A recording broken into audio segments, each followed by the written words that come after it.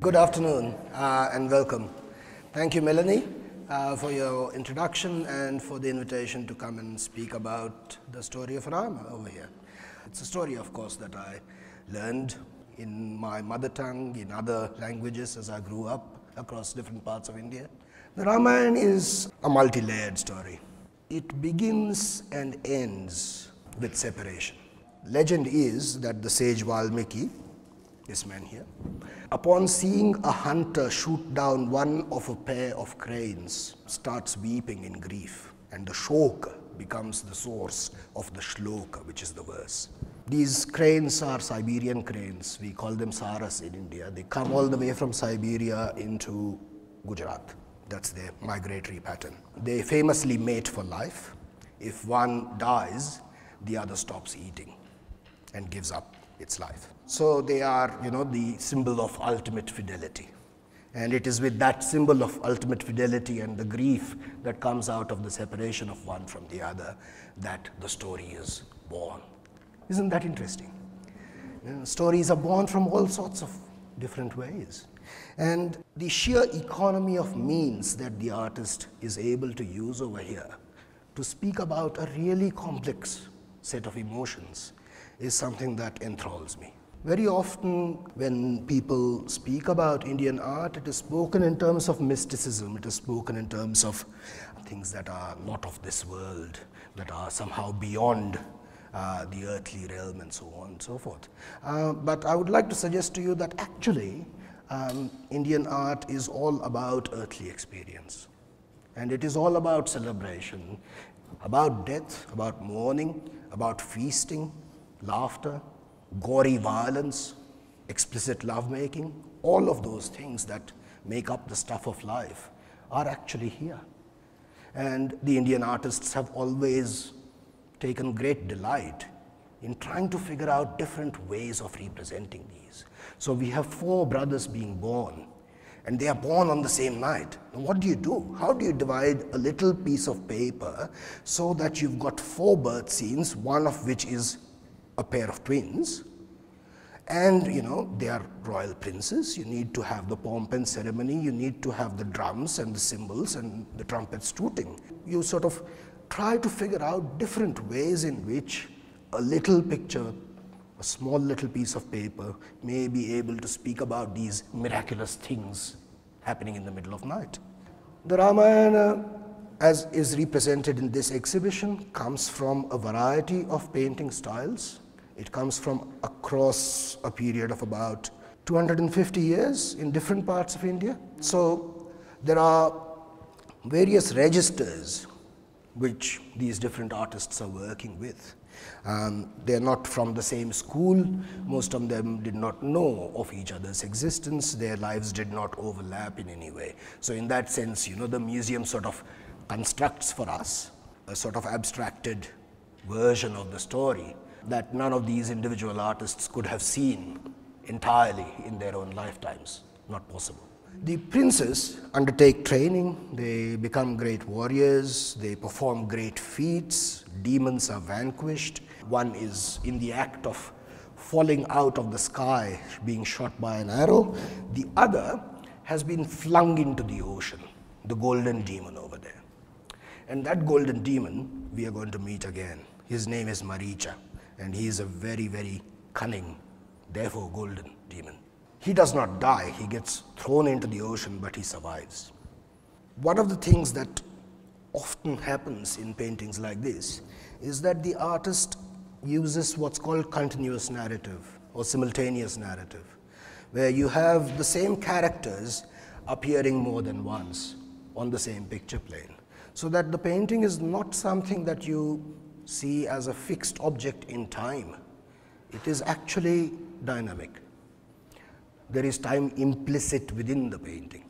Story is implicit within the still image. Now, these things we see on the wall around us, they were never part of frames on walls. They were part of books. They were read. Often the painted image was accompanied by inscriptions, by labels, by explanatory text, by poetry, and sometimes by pure fantasy. Absolutely. The artist is always taking liberties with the story, and I'll come back to this point in a little while. This is the birth of Sita. Now, all of these people tend to be born in slightly interesting ways, not like the rest of us. Sita means furrow.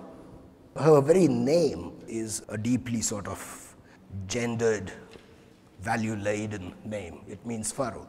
And she is born out of the earth, not her mother is the earth. And in the kingdom in which she is born, the custom was that the king would till the earth before the first sowing, and it is because the king tills the earth that the earth becomes fertile. While he is doing this ritual furrowing of the earth, out pops a baby. And he says, oh, miracle, and he adopts this baby. And she grows up to be the Princess Sita, the heroine of our story. And of course, as with all miraculous events, they are duly labeled and they are duly acknowledged by the gods in heaven, saying, yes, something big has happened here. The gender dynamics within the Ramayana are really, really very interesting. This is the story of Ahalya. Ahalya was the wife of a hermit, a monk, a sage. And while the sage was off on a pilgrimage, Indra, the king of the gods, well known for his, I suppose, sexual exploits, among other things, comes to the hermitage, transforms himself into the form of the sage who is off in the Himalayas and seduces the wife. The sage comes back, learns of the seduction, curses Indra, king of the gods, that he shall sprout 1,000 vaginas upon his body, and curses his own wife to become stone. And her redemption is the subject of this painting. So it is that stone, when Rama on his travels comes and touches that stone with his foot, she regains her human form and falls at his feet. You can see that for a storyteller, for a story maker, for a story painter, this is just, absolute gold. You can play with this stuff in so many interesting ways, so many different ways. This is a Mughal example of Rama performing the feat, not only lifting Shiva's bow, but also stringing it, and stringing it, bending it so hard that it snaps. So here you have Rama, who is considered an incarnation of Vishnu, picking up a weapon that belongs to Shiva, who is another of the major, the big triad, Brahma, Vishnu and Shiva. And Vishnu and Shiva are often in competition with each other, as Indian gods do that. And so the incarnation of Vishnu picks up, bends and breaks the great mighty weapon of his rival god. So, and then you have various members of the royal court, including the king, Janaka, Sita's father over here. And what many of the versions of the Ramayana do is that they make the story into a contemporary narration, so that details of architecture, details of dress, how many people are in the room, who is in the court, who has audience with the king, all of these details are actually derived from things that the artist has seen in real life. Another Mughal example, this is the departure of the princess. They have been exiled. Again, the pomp and splendor of the Mughal court, the caparisoned elephants, the decorated horses, the particular kind of sandstone architecture that the Mughals introduced, all of those things are kind of incorporated into the story of the brothers leaving the city, going into exile. Very often within Indian stories, within these amazing epics, time does not run in a linear fashion. It doubles back upon itself. It spirals. And that's something that's really, again, really wonderful for the storyteller and for the story maker. This is one of 5 paintings in this exhibition where we know the artist's name. Most of the time you do not find artists within the Indian tradition signing their own names. His name is Guman, and he is a really nice case study in the way in which artists make use of the dynamism within tradition and take liberties with the program. Now, what's happening in most of these cases is that a powerful person, usually a king, is commissioning an artist saying, you know, make me an illustrated manuscript of the Ramayana, and here is the story. The program is given. Now, what the artist does with that program in translating it from words into visions, and they're not images, they are visions. That visionary exercise is something that I'd like to sort of speak about a little bit. This is the story of Dasharatha, the Rama's father. So it's a backstory. We have sort of moved back in time, about 15 years, 20 years before the previous incident. And Dasharatha is out hunting. He has this amazing ability to hit a target by just listening to it at night when he cannot see. And he hears what he thinks is a deer at water and shoots. It turns out to be a young man who was fetching water from the river for his old and blind parents. And these old and blind parents were being carried by this young man on his shoulders on their final pilgrimage before they die. And so, with his dying breath, Shravana tells the king to bring the water to his parents. The water is duly brought. The confession is duly made that, you know, yes, I am guilty. I have killed your son by mistake. And the parents say, there is no more for us to do in the world. There is nothing we can live for. There's nothing we can live by. And so please cremate us with our son. And so they die. And with their dying breath, they tell the king that he shall die pining for his children as we die pining for ours. And so there is a curse. And that curse actually comes to be because when Rama and Lakshmana and Sita leave for exile in the forest, various things happen. Among other things, Dasharatha dies as a result of their exile. But also, we start on a journey from the north. Ayodhya is in the north. And we start on a journey from Ayodhya into the central and then the southern parts of India.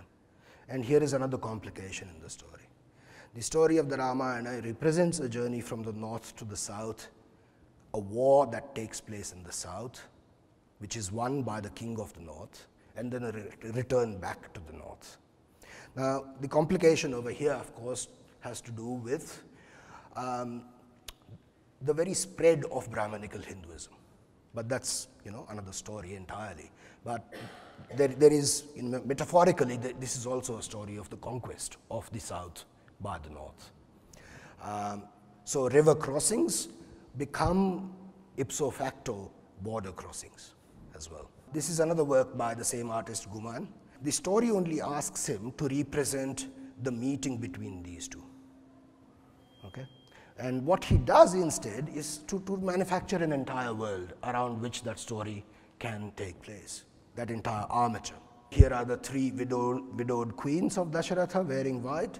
They are attended by women wearing beautiful colors, and they have all traveled here in these caravans pulled by camels and bullocks.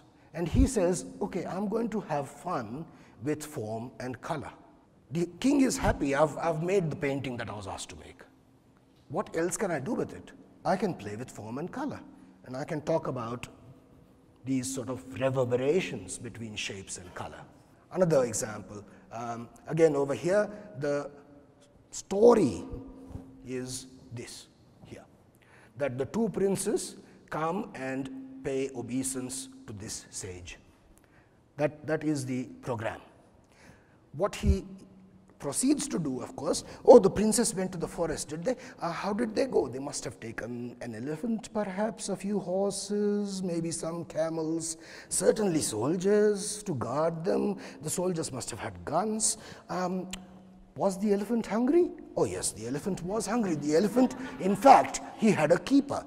And the keeper brought water for the elephant in a big bag made out of goat skin. And here he is. And the soldiers were set on duty, the cooks were cooking, one of the soldiers went to sleep while on duty. Okay?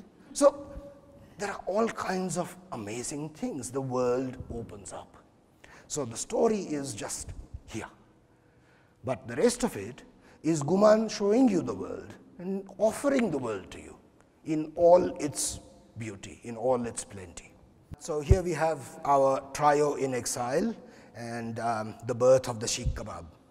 You've all eaten skewered meat, and there is this entire mythology about, good Hindus don't eat meat and stuff like this. But the tradition actually tells us otherwise.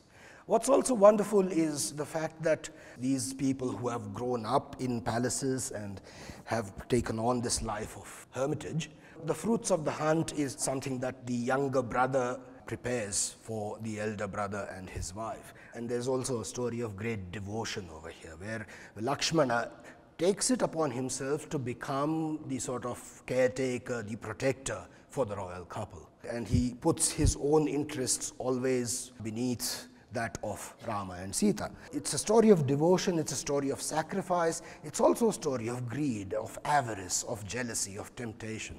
And it is a story of illusion and madness. And this painting, which is just behind Edie over here, I would urge you to go and have a closer look at it and try to sort of move as though you were holding it in your hands and moving the page up and down or side to side or turning the page. And what you will see is magic. This is the episode where Maricha, the demon, the yellow fellow who was flung into the ocean, has come back to beguile Rama. Now Rama is God, he is king. Because Sita says, I want that deer, it's a golden deer, I want to make clothes out of its skin. Please go and get me that deer. And Rama goes off in pursuit of Maricha, which is a plot, of course, by Ravana to get Rama and Lakshmana away so he can come and abduct Sita and so on. Nefarious fellow. But what happens over here is wonderful.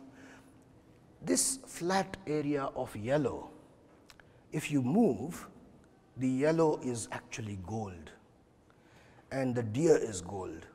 And as you move, the deer will move. God will move, the deer will move. And this sort of play of illusion is something that just is absolutely extraordinary, absolutely amazing. The deer actually appears and disappears in front of you if you were to imagine picking that thing up into your hands and moving it around. Material illusions of the world are such that even the divine can be beguiled by them, that even the divine can be fooled by material illusion, by gold, literally. Yeah. And Lanka is the city of gold.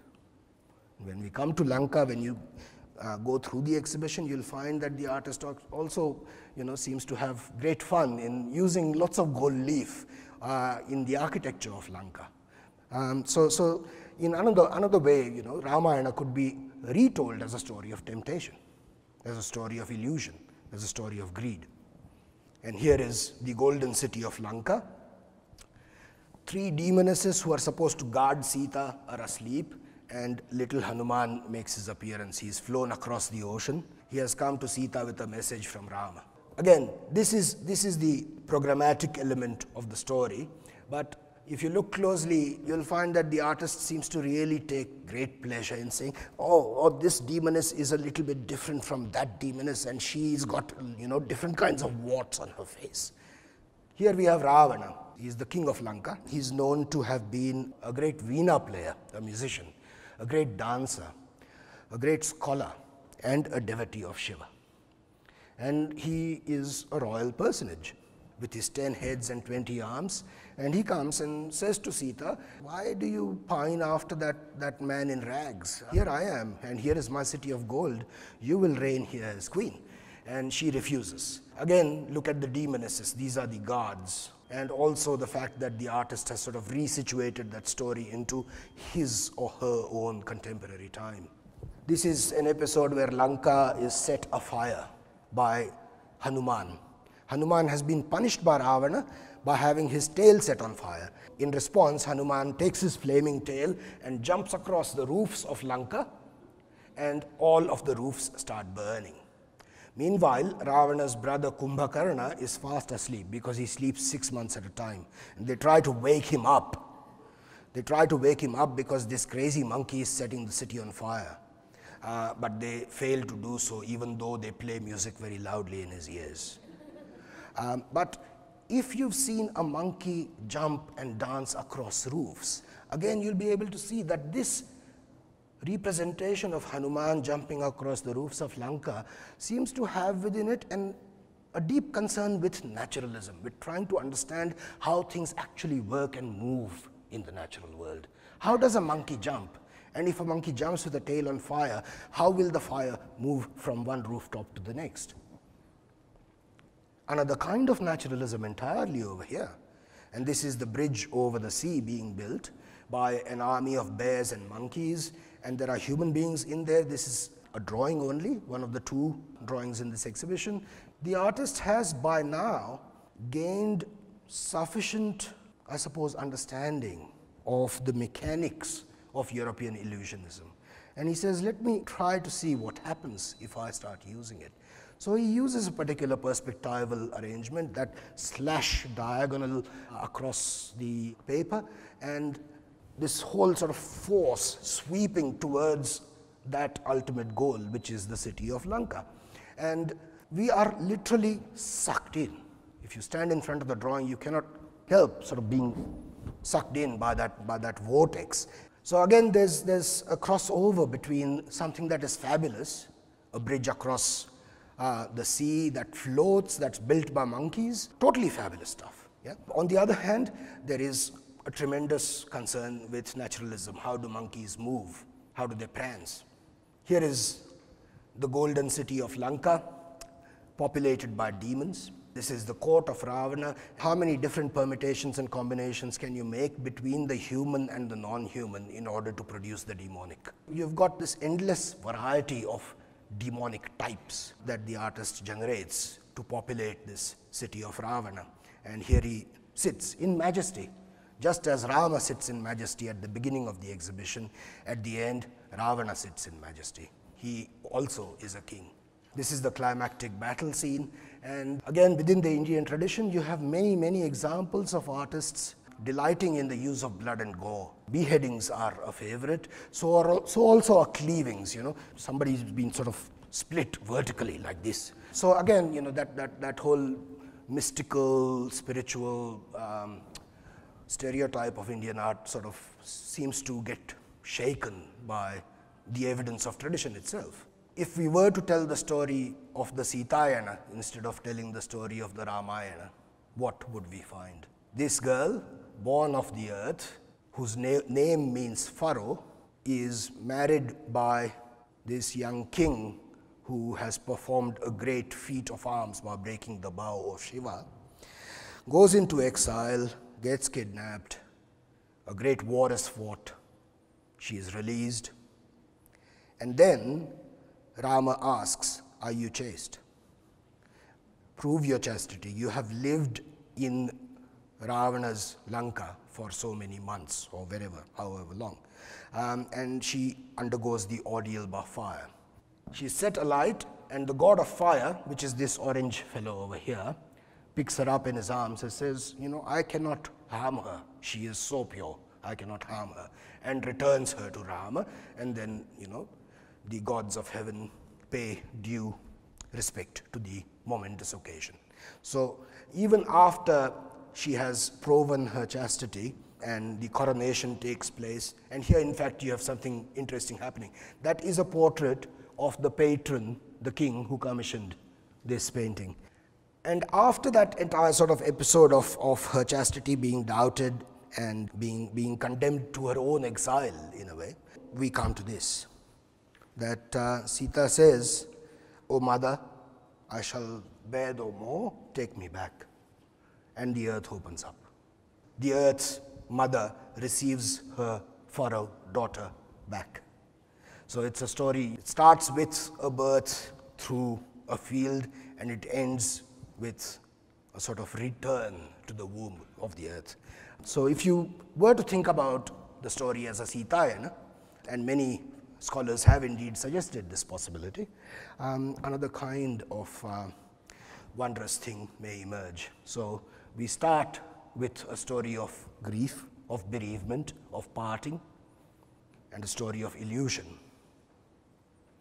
And it ends in the return of Sita back to the bosom of the earth. So it's a story of the earth. It's a story of the world. I hope you enjoy it. Thank you for listening.